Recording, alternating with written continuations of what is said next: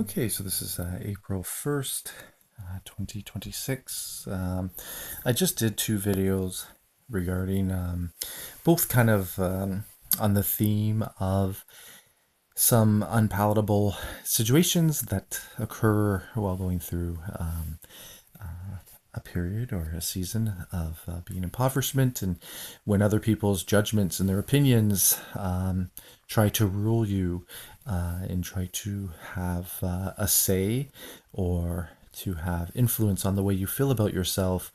Goodness, I was just talking about how difficult it really is, and but also how this is wonderful to go through these things. Because it pulls out and it forces you to face what's inside, and if there's anything that's out of alignment or anything that's impure, this is a wonderful time for me to humble myself and to lift these things up to God and have the crooked paths made straight, and have the impure things made pure. And so then it becomes a situation that was meant to harm you, to hurt you, and to cause you to shrink, maybe to implode and to shrink and to shrivel within yourself.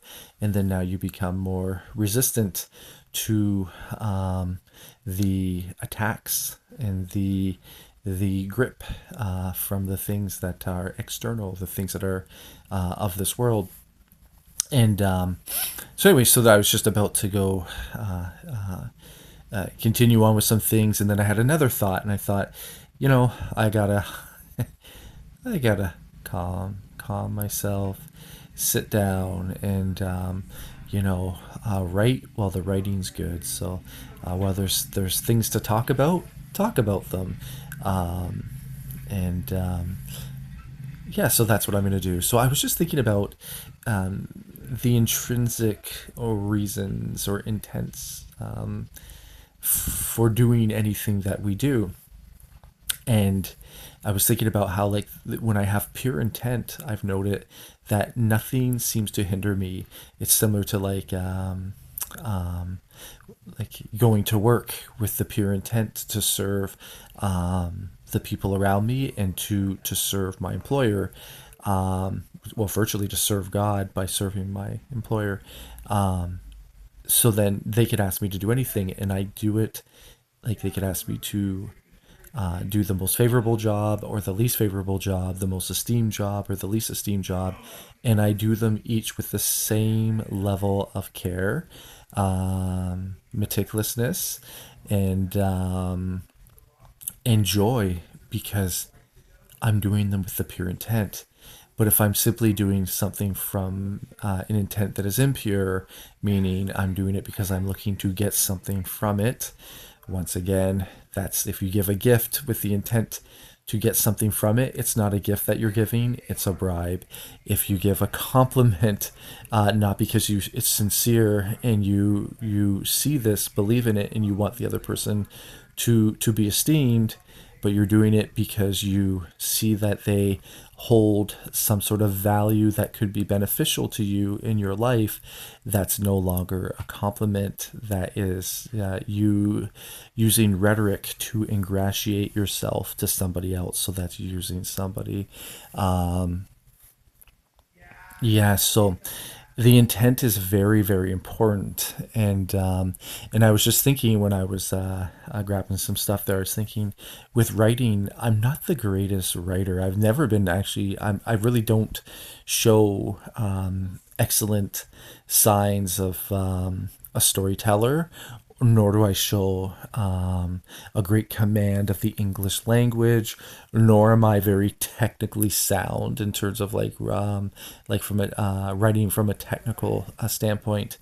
But I've never really been concerned about aesthetics.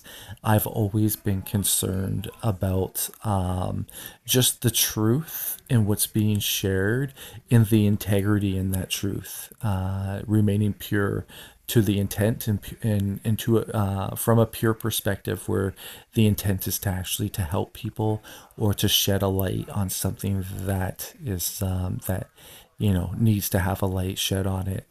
And I was just thinking, I'm very, very happy with the Random House manuscript.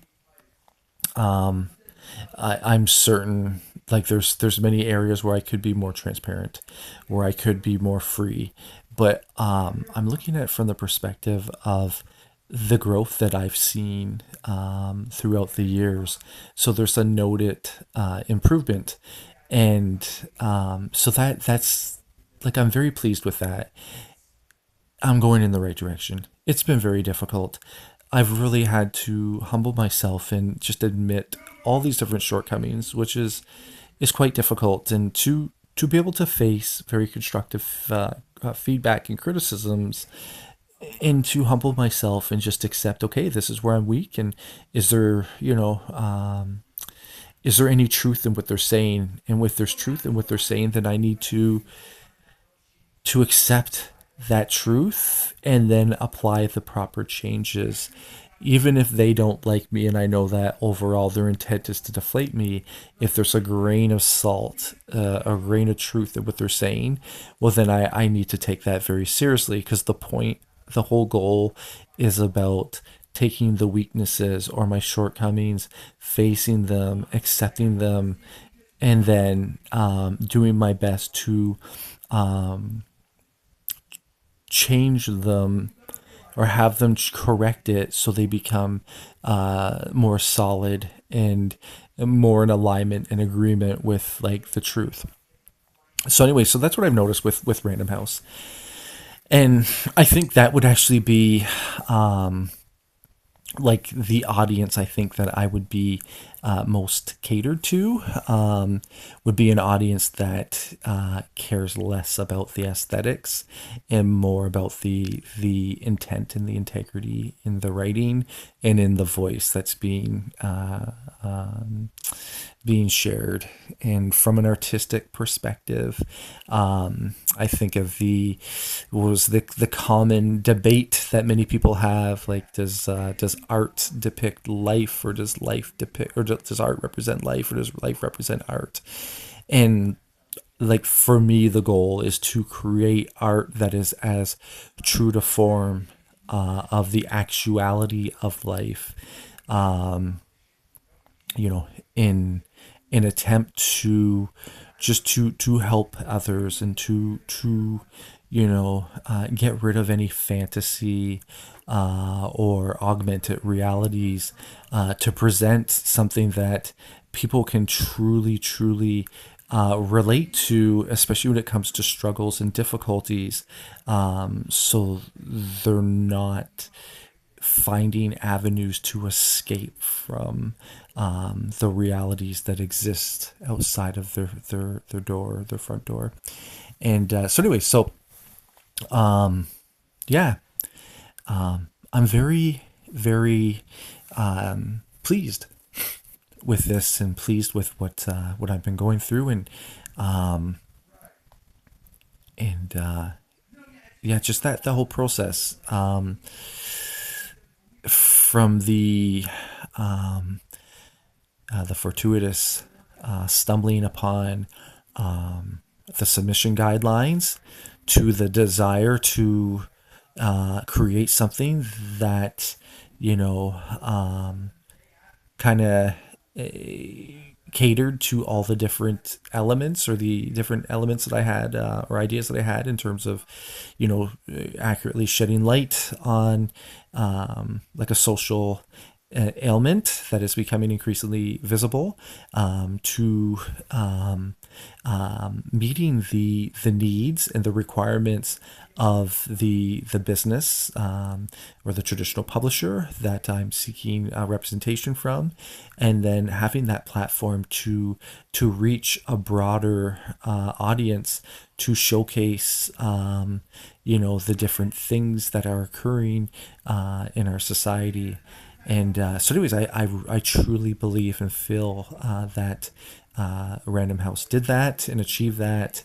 And once again, it's similar to like talking with somebody who has mastered the skill of rhetoric, and they articulate their thoughts in such creative words or poetic words that they flow and they rhyme and they do all these wonderful things, versus somebody who just speaks more plainly. They're very candid, but they're very um what is the word? I want to say civilian, but it falls in alignment with that. But they're very just we'll just say plain with their speech, but they're very sincere, and the words they speak are actually they're being pulled from experience, and they're built upon a solid found or the solid foundation of truth, whereas the other person might have, unbeknownst to them, they might not realize, but they care a little more about the image and a little more about them being lifted up high and revealed, versus the social issue being lifted up high and revealed. I choose the latter.